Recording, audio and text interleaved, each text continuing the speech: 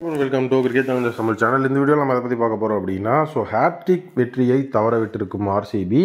ஜிடிக்கு எகெயின்ஸ்டாக வந்து பார்த்தீங்கன்னா ஆர்சிபி அவங்களுடைய ஹேட்ரிக் வெற்றியை நோக்கி கிளம்புறாங்கன்னாங்க இந்த ஐபிஎல் 2025. ஹேட்ரிக் அப்படிங்கிறது கண்டிப்பாக வரதுக்கு சான்சஸ் அதிகமாகவே இருந்தது. காரணம், ஹேட்ரிக் வெற்றி அப்படிங்கிற அந்த மேட்ச் வந்துட்டு அவங்க ஹோம் கிரவுண்டு சின்னசாமியில் நடந்தது. ஒரே ஒரு த்ரெட் என்ன அப்படின்னா சிராஜ். ஏன்னா வந்துட்டு 7 வருஷம் ஆர்சிபி கூட இருந்திருக்கிறாரு. இப்போ ஜிடிக்காக ஆட போகிறாரு.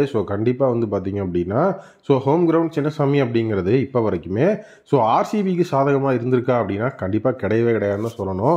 ஏன்னா எல்லா டீமுக்குமே வந்து ஹோம் கிரவுண்ட் அட்வான்டேஜ் அப்படிங்கிறது ஹோம் டீமுக்கு தான் சாதகமாக இருக்கும். பட் ஆனால் ஆர்சிபிக்கு அப்படி கிடையாது. அது எப்பவுமே வந்துட்டு அவங்க கூட விளையாடுற ஆப்போசிட் டீமுக்கு தான் சாதகமாக இருந்திருக்கு. இந்த அளவு அதே தான் நடந்துச்சு. ஆர்சிபியை பொறுத்த வரைக்கும் ஃபர்ஸ்ட் வந்து பேட்டிங் பண்ணாங்க. ஃபில் சால்ட், விராட் கோலி தான் வந்து ஓப்பனிங் வந்தாங்க. ரொம்ப ஷாக்கிங்காக விராட் கோலியோட விக்கெட்டை அர்ஷத் கான் எடுத்தார். அடுத்தது வந்து பார்த்தீங்க அப்படின்னா 1 டவுனில் வந்த படிக்கலை. நம்மளுடைய சிராஜ் போல்டு மூலியமாக வெளியேற்றி ஆர்சிபிக்கு எகெயின்ஸ்டாக அவருடைய ஃபர்ஸ்ட் விக்கெட் அப்படிங்கிறத பதிவு பண்ணார்.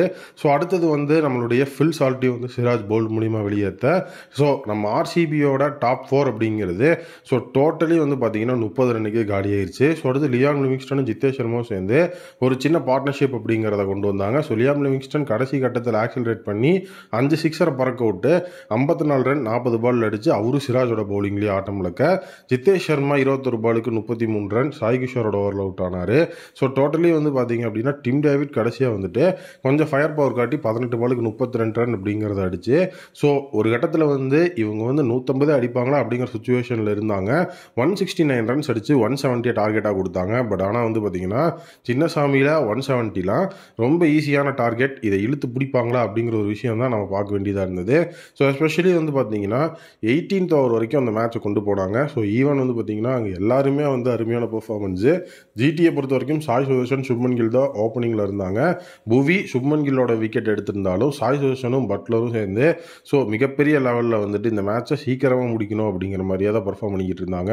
சாய் சுதர்ஷன் 36 பாலுக்கு 49 ரன்னு, 7 பவுண்டரி, 1 சிக்ஸர். ஜாஸ் ஹேசில்வுட்டோட ஓவரில் ஜித்தேஷ் சர்மாவோட கேட்ச் கொடுத்து வெளியேற, பட்லர் 39 பாலுக்கு 73 ரன், 5 பவுண்டரி, 6 சிக்ஸர்னு மொத்தமாக மேட்சை முடிச்சு விட்டாரு. கூடவே வந்த ஷெர்ஃபேன் ரூதர்ஃபோர்டும் 18 பாலுக்கு 30 run, 1 boundary, 3 sixer. Totally 17.5 ஓவர்ஸில் 170 run அப்படிங்கிறத ஈஸியாக சேஸ் பண்ணிட்டாங்க.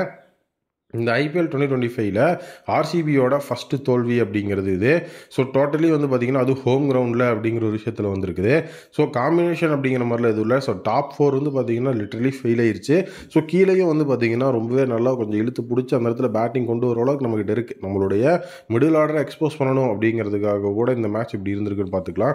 பட் ஆனால் ஒரு கட்டத்தில் இவங்கெல்லாம் 170 அடிக்கிறதுலாம் ரொம்ப வந்துட்டு கஷ்டமான விஷயம் தான் இருந்தது ஆர்சிபிக்கு. பட் ஆனால் 169 ரன்ஸ் அடிச்சு டோட்டலி ஒரு நல்ல கம்பேக் கொடுத்துருந்தாங்க. அது வந்து ஒரு நல்ல விஷயமா இருந்துச்சு.